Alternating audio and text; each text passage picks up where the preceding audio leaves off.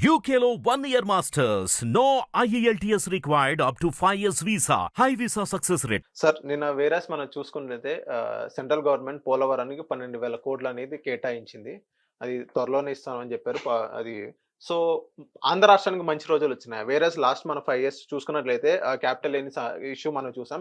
ఇప్పుడు సెపరేట్ క్యాపిటల్కి 15,000 కోట్లు ఓకే. ఇప్పుడు పోలవరానికి 12,000 కోట్లు. మీరు మొన్న కూడా ఇదే తప్పు ప్రశ్న అడిగారు, మళ్ళీ అదే తప్పు ప్రశ్న అడుగుతున్నారు. పోలవరంకి 12,000 కోట్లు రిలీజ్ చేస్తున్నారు, అది కూడా 6,000 కోట్లు ఈ సంవత్సరం, వచ్చే సంవత్సరం ఇంకో 6,000 కోట్లు. రెండోది 15,000 కోట్లు అమరావతికి ఏం ఇవ్వట్లేదు, అప్పు చేసుకోవడానికి వెసులుబాటు ఇస్తున్నారు. అది కూడా వరల్డ్ బ్యాంక్ వాళ్ళు వచ్చి వెళ్ళారు మొన్న మీటింగ్, దాని సారాంశం ఇంకా తెలియదు. అది చెప్పండి. షూరిటీ ఇస్తామని చెప్పారు కదా సెంట్రల్ గవర్నమెంట్. అవునండి, షూరిటీ అంటే అప్పుకు షూరిటీ ఇస్తున్నారు. అవును, వాళ్ళు ఇవ్వాలండి. ఫస్ట్ వాళ్ళు ఇచ్చిన తర్వాత 15,000 కోట్లు అప్పుగా ఇస్తున్నారా, గ్రాంట్ గా ఇస్తున్నారా, ఏదో చెప్తే అప్పుడు మాట్లాడు. గ్రాంట్ గా అయితే ఇవ్వట్లేదు, బడ్జెట్లో అయితే మనకు ఎలకేషన్స్ లేవు. వరల్డ్ బ్యాంక్ కి ఒక మాట సాయం చేస్తామని చెప్పారు. దానికి ఏదో మీరు అమరావతికి ఏది ఇచ్చేసారని చెప్తే ఏం చెప్పాలో నాకైతే అర్థం కావట్లేదు. జర్నలిస్టులు కదా సార్ మీరు, మీలాంటి వాళ్ళు నిజాలు చెప్పండి, వాళ్ళు ఎలాగో చెప్పట్లేదు. సార్ ఇప్పుడు వేరే మన పోలవరం చూసుకున్నట్లయితే 12,000 కోట్లు అనేది ఇవ్వడం, కేటాయించడం జరిగింది. అది ఎప్పుడు ఇస్తారు అనేది గతంలో కూడా పోలవరం మనం చంద్రబాబు నాయుడు గారు 72% కట్టింది కూడా మన డబ్బులు ముందు తగలబెట్టుకుంటే తర్వాత వాళ్ళు ముక్కుతూ మూలుగుతూ డబ్బులు ఇచ్చేవారు వెనక్కి. ఈవెన్ జగన్మోహన్ రెడ్డి గారు గవర్నమెంట్ వచ్చిన కొత్తలో కూడా 4,472 కోట్లు చంద్రబాబు గారు ఆయనలో ఖర్చు పెట్టిన డబ్బులు రిలీజ్ చేశారు పోలవరంకి. సార్ ఇప్పుడు అదే పని ఇప్పుడు కూడా మళ్ళీ అదే తతంగం జరగబోతుంది. ముందు మనం డబ్బులు ఖర్చు పెట్టుకుంటే తర్వాత ముక్కుతూ మూలుగుతూ వాళ్ళు వెనక్కిస్తారు. పైకి మాత్రం 6,000 కోట్లు. ఇవన్నీ బడ్జెట్లు ఎందుకు పెట్టరండి? క్యాబినెట్ నిర్ణయాలు ఎందుకు మాకు ఉమ్ముతడి కార్యక్రమాల కింద? ఇదే బడ్జెట్ ఎలకేషన్స్ ఉంటే ప్రాపర్ గా మనకి స్టేట్ ఎలకేషన్స్ ఉంటే గ్యారంటీగా వస్తాయి. అంటే పోలవరంకి మేము హెల్ప్ చేస్తామని చెప్పారు కానీ కేంద్ర ప్రభుత్వం అప్పుడు నిర్మలా సీతారామన్ గారు అప్పుడు యూనియన్ బడ్జెట్ లో పోలవరం మేము హెల్ప్ చేస్తామని చెప్పారు. ఏంది హెల్ప్ చేసేది? అది బహుళార్థ సాధక ప్రాజెక్టు, అంటే జాతీయ హోదా కలిగిన ప్రాజెక్టుకి ఎవరి కోసం సాయం చేయరు? నాకు తెలియకడుతుంది, మనకేంటి ఈ తలకాయ నొప్పి దాంతోను. రాష్ట్ర ప్రయోజనాలు పరిరక్షించే ఒక బహుళార్థ సాధక ప్రాజెక్టు 2014 రాష్ట్ర విభజనప్పుడు ఇచ్చిన హామీల్లో దానికి ఇవాటికి కూడా అతిగతి నోచుకోకుండా ఏదో కంటి తుడుపు చర్యల్లాగా మేము సాయం చేస్తాం, మేము ఇస్తామని ఎవరికండి ఇప్పుడు ఉపన్యాసాలు చెప్తారు? సార్ ఈ రకంగా ఉంటే పోలవరం అసలు ఇప్పుడు కంప్లీట్ అయ్యే అవకాశం లేదంట. ఈవెన్ 2028 దాకా కూడా పోలవరం కంప్లీట్ అయ్యి ఇప్పుడు 72% అయిందని ఇప్పుడు మీరు అన్నారు. అప్పుడు చంద్రబాబు అంటున్నారని మీరు అన్నారు. సో ఓకే 72% అయిందని అనుకున్నాం. మిగతా ఏదైతే పర్సంటేజ్ ఉందో వాళ్ళు ఇప్పుడు 2028 కల్లా కూడా కంప్లీట్ అవ్వని పరిస్థితి ఉంటుందా, లేకపోతే కంప్లీట్ అయ్యే అవకాశాలు ఏమైనా కనిపిస్తున్నాయి? చిత్తశుద్ధి ఉంటే కంప్లీట్ అవుతుంది సార్. అది ఇప్పుడు తలుచుకున్న దాని మీద ఏం పనులు చేయడానికి ఏం ఉండదు. సమ్మర్లోనే 3-4 నెలలు వర్షాలు పడిన టైంలోనే దాని మీద వర్క్ అవుతుంది. స్పిల్వే అవన్నీ డ్యామేజ్ అయి ఉన్నాయి, వాటిని ఎలా పునరుద్ధరిస్తారో మన ఎవరో డయాఫ్రమ్ వాల్ ఇవన్నీ రెక్టిఫై చేయాలి. దానికి ఏం చేయాలి, కొత్తది నిర్మించాలా అన్నది వాళ్ళెవరో నిపుణులు మొన్న కమిటీ వచ్చి వెళ్ళారు. ఆ రిపోర్ట్లు నెక్స్ట్ ఇవాళ సెంట్రల్ గవర్నమెంట్ నుంచి మాట సాయం చేసిన 6,000 కోట్లు ఏదైనా డబ్బులు రిలీజ్ అయ్యి పని మొదలెడితే దాని మీద మాట్లాడాలండి. ఇంకా పని ఏం లేకుండా దాన్ని ఇంకా ప్రాజెక్ట్ డిజైనింగ్ కమిటీలోనే డిస్కషన్స్లో నెగోసియేషన్స్లో ఉండి మనతో కంప్లీట్ అవుతుందా అంటే ఈ వర్ష ప్రభావాలు ఎలా ఉంటాయో తెలీదు. ఓన్లీ సమ్మర్లోనే దాని మీద బ్రహ్మాండమైన వర్క్ జరుగుతుంది. రేపు సమ్మర్లో జరగబోయే పేస్ ఆఫ్ వర్క్తో దానికి ఎప్పుడు కంప్లీట్ అవుతుంది దాని మీద ఒక ప్రాథమిక అంచనాకు రావచ్చు.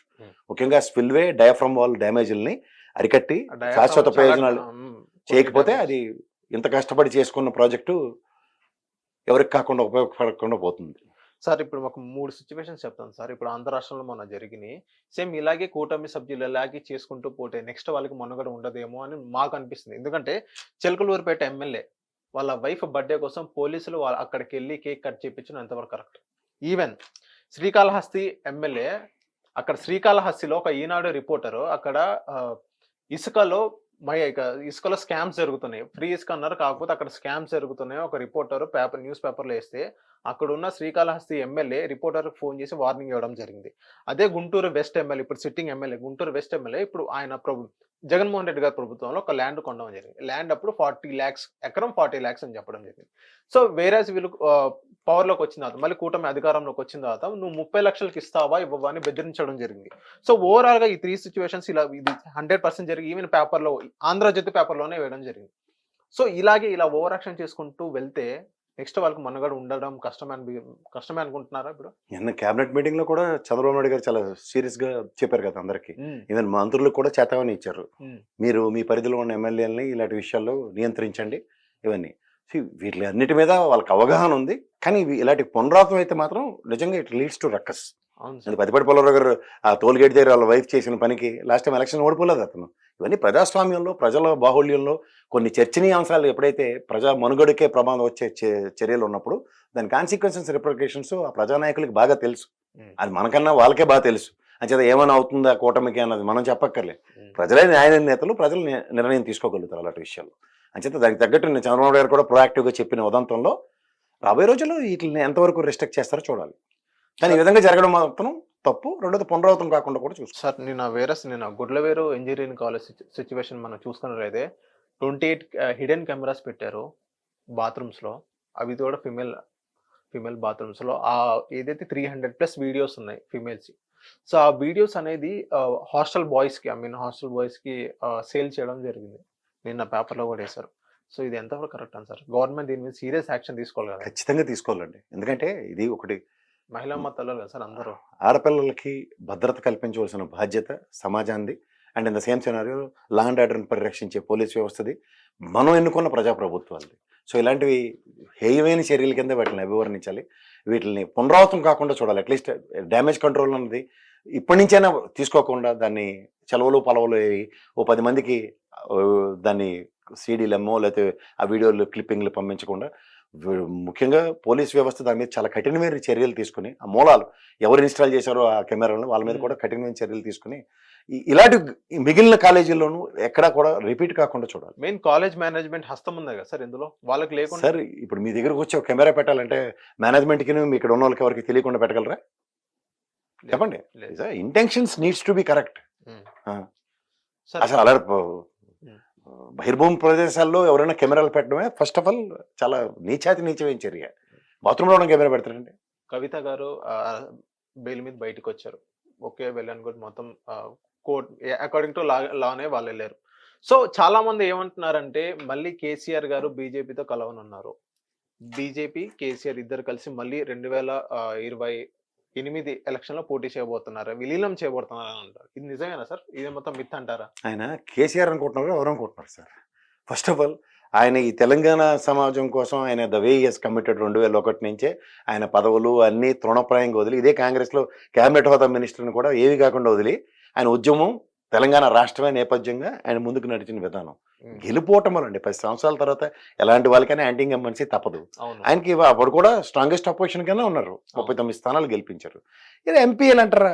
ఆయనకి అందరికి డిపాజిట్లు కొట్టాలి. దాని మీద వ్యతిరేకత అన్నది సర్వసాధారణం. సో ఈ బడబాటిని 4 రోజులు వితిష్టాన్ని చేసుకోకుండా ఏమి కానట్టుగా పార్టీలను విలీనం చేసేస్తామంటే ఎవరితో విలీనం చేయాలా? దేనికి విలీనం చేయాలా? ఆయన పార్టీ పేరు మార్పే జాతీయ విధానాలు జాతీయ స్థాయిలో ఒక బీఆర్ఎస్ పార్టీని ఎస్టాబ్లిష్ చేసుకుని ముందుకెళ్లే వ్యక్తికి ఇవాళ మీరు తీసుకెళ్లి ఏదో పార్టీలో విలీనం చేస్తారంటే ఎంత నీచంగా ఉందండి. మద్దతు కూడా ఎవరు అంటారా సార్? దేనికి ఇవ్వాలండి మద్దతు? ఇప్పుడు వాళ్ళకి ఏమైనా ఉద్ధరించి ఊళ్ళారంటే మనకి రాష్ట్ర ప్రయోజనాలు ఇన్నాళ్ళకి పరిరక్షించారంటే చెప్పొచ్చు. గతంలో స్మార్ట్ సిటీలనే ఎలా ఇచ్చారు, ఈసారి స్మార్ట్ ఇండస్ట్రియల్ హబ్బుల కింద చెప్తున్నారు. ఇవన్నీ ఏమున్నాయి సార్? ఇవన్నీ పోచుకోలు కబుర్ల కింద తీసుకుంటే బీజేపీ ప్రభుత్వం చేసేది ఏమి ఉండదు. ముఖ్యంగా ఉభయ రాష్ట్రాలకి తెలుగు రాష్ట్రాలకి వాళ్ళు చేస్తున్నంత దురాఘాతాలు దాష్టికాలు ఎవరికి చేయట్లేదు. కానీ వాటిని పరిరక్షించుకోవడానికి మేమే ఏదో అన్న దగ్గర చూసుకుంటే ఇది చాలా తప్పు. రెండోది ఏంటంటే కేసీఆర్ గారి గురించి తెలిసి మాట్లాడినా తెలియక మాట్లాడినా ఒకసారి పార్టీని స్థాపించి ఒక వే ఈ లీడ్స్ టు అన్న దగ్గర చూసుకున్నప్పుడు ఇప్పుడు ఆంధ్రప్రదేశ్లో కూడా 23 స్థానాలకు పరిమితం చేశారు తెలుగుదేశాన్ని. ఏమైంది? మళ్ళీ బౌన్స్ బ్యాక్ అవ్వలేదా? అలాగే వైఎస్ఆర్సీపీకి కూడా 11 ఉన్నప్పుడు there may be A chance of bounce back. Same scenario KCR గారికి కూడా ఇక్కడ ఇవేవి పరిగణలోకి తీసుకోకుండా పార్టీలు వీళ్ళు అంటే ఏముంది? పోనీ ఇక్కడ రాష్ట్రంలో బీజేపీ పార్టీ రూలింగ్ లో ఉంది, లేదంటే వీళ్ళకి వచ్చే ప్రాబ్లమ్స్ ని విత్స్టాండ్ చేసుకోవడానికంటే వాళ్ళు పుట్టిందే ప్రాబ్లమ్స్ లో. కేసీఆర్ గారు పార్టీ ప్రాబ్లమ్స్ లోనే పుట్టింది, జీవితాంతం ప్రాబ్లమ్స్ తోనే సెయిల్ అవుతూ 10 ఏళ్ళు అనుకుంటాను గత ప్రభుత్వం వచ్చి మనశ్శాంతి కొన్నారు. అప్పటిదాకా ఉద్యమాలే కదా రోజును. వాళ్ళకి ఏమైనా కొత్త అయితే కష్టాలు ఏమైనా వాళ్ళకి తెలియనివా? ఇవాళ ఏదో 4 కాలు చేయి కూడ తీసుకోవడానికి యువతల పక్క జరుగుతున్న దానికి వాళ్ళు ఎట్టి పరిస్థితులను మొరాలని పూర్తిగా దెబ్బతీయడానికి 2 ప్రాంతీయ పార్టీల మీద ఒకే విధంగా దాష్టికం చేస్తున్నారు. అక్కడ వైఎస్ఆర్సీపీ మీద, ఇక్కడ కేసీఆర్ గారు బీఆర్ఎస్ పార్టీ మీద. దీన్ని విధిష్టాండ్ చేసుకోకుండా ఉండే అంత సామర్థ్యం లేని వ్యక్తులు అటు జగన్మోహన్ రెడ్డి కానీ ఇక్కడ కేసీఆర్ కానీ కాదు. వీళ్ళ కష్టాల నుంచి బయటకు వచ్చిన ఆయన 16 నెలలు జైల్లో పెడితేనే మనిషి ఏమీ కాకుండా బయటకు వచ్చాడు. వచ్చి వాళ్ళ పార్టీ స్థాపించుకున్నాడు. ఏ స్థాయిలో ఉన్నాడో అందరికీ తెలిసిన విషయం. అలాగే ఇక్కడ కేసీఆర్ గారు కూడా ఉద్యమ నేపథ్యంలో ఆయన పడిన ఒడిదుడుకులు ఎవడు పడి ఉండడు. కానీ పార్టీని వ్యక్తుల్ని నిర్మించుకొని ఒక స్థాయికి వెళ్ళి 10 ఏళ్ళు రూలింగ్ చేసిన తర్వాత ఒక్క రోజులోనే చరిత్ర తారుమారం అయిపోతుందంటే ఈ 8 నెలల నడువులోనే పార్టీలు విలీనానికి వెళ్ళిపోతారంటే నవ్వుపోతారు ఎవరన్నా. సార్ ఇప్పుడు అదే రేవంత్ రెడ్డి గారు మనం చూసుకున్నట్టే హైడ్రా కమిషన్ ఒకటి తీసుకుని రంగనాథ్ గారు చైర్మన్ పెట్టారు. సో హైడ్రా ఒక మంచి పనులు చేస్తున్నారా? ఎవరైతే చెరువులను కబ్జా చేసి నిర్మిస్తున్నారో, భవనాలు నిర్మిస్తున్నారో వాళ్ళందరినీ కూలగొట్టడం. మనం చూసుకున్నట్లయితే N convention, even Revanth Reddy గారు బ్రదర్ కూడా వదలలేదు, ఆయన కూడా కొన్ని నోటీసెస్ వచ్చినాయి.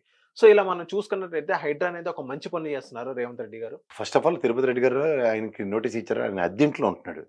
ఆ ఇల్లు కట్టినోడు తప్పు చేస్తే రేవంత్ రెడ్డి గారు బ్రదర్ రెడ్డి చేస్తారు, దాంట్లో ఇల్లు ఖాళీ చేసి ఇంకో దగ్గరికి వెళ్తాడు ఆయన.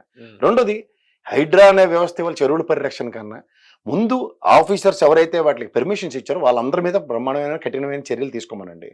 తదనంతరం పెనాల్టీ క్లాజులు ఇంపోజ్ చేస్తారా, లేదంటే కూలగొట్టి వేరే చెరువులు నిర్మించడానికి వాళ్ళకి ఏమైనా వెసులుబాట్లు ఇవ్వాలి. అంతంత స్ట్రక్చర్లు నిలబట్టి ఉన్న దగ్గర మిడిల్ క్లాస్ ఫ్యామిలీస్ అన్ని పోతే పెద్దోళ్ళు ఎరగొడుతున్నారు, అవేం పెద్ద నష్టం కాదు. కానీ చిన్న చితక అపార్ట్మెంట్స్ ఇలాంటివన్నీ ఉన్న దగ్గర కొంచెం సంయమనం పాటిస్తే వాళ్ళకి పెనాల్టీ క్లాజులు ఏదో ఇంపోజ్ చేసి వాళ్ళకి ఏదో ఆల్టర్నేటివ్స్ అయినా చూపిస్తే బాగుంటుంది తప్ప కడుపు కొట్టుకుని దాచుకొని ప్రతి ఒక్కడికి ఒక ఇల్లు అనేది ఒక స్వప్నం. అలాంటి మధ్య తరగతి వాళ్ళు లేదంటే ఈ పాట ఉన్న వాళ్ళు ఇల్లు కొనుక్కున్న దగ్గర వాళ్ళకి ఇలాంటివి జరిగితే ఖచ్చితంగా ఆలోచించవలసిన విషయం. సార్ ఎన్ కన్వెన్షన్ అయితే మనం చూసుకున్నది, ఎన్ కన్వెన్షన్ అనేది కూలగొట్టారు, ఓకే.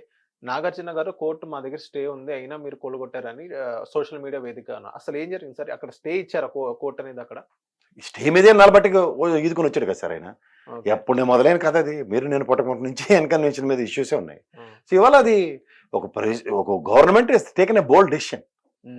సో డెఫినెట్ గా అది ఎంతవరకు అన్న దగ్గర ఇప్పుడు అదే కోర్టు స్టే ఆర్డర్ ఉన్నప్పుడు కోర్టు ఏ విధంగా పరిగణిస్తుందో నా చేతిలో మీ చేతిలో లేదు. So according to you Hydraa commission అనేది ఒక మంచి పని చేస్తుంది అంటారా? ఆబ్వియస్ గా మంచి పనే, కానీ ఎంతవరకు అన్నది చాలా ఇంపార్టెంట్. స్పెసిఫిక్ గా టార్గెటెడ్ పీపుల్ మీద కాకుండా ఇవాళ హైదరాబాద్ పరిధిలో ఉన్న చెరువుల పరిరక్షణ కోసం ఒక బృహత్తర కార్యక్రమం ప్రభుత్వ పరంగా తీసుకున్నాం. దాని విధి విధానాలు ఇవి. నెక్స్ట్ జరగబోయేది ఇది. స్కెడ్యూల్ ఏమన్నా ఎవరు కాదంటారు. హిట్ టీవీ యాప్ ని డౌన్లోడ్ చేసుకోండి. ఇందులో short news, live news, entertainment movies అన్ని అవైలబుల్ గా ఉన్నాయి. Please download Hit TV app. Hit TV app. Hit TV యాప్ని ఫ్రీగా డౌన్లోడ్ చేసుకోండి.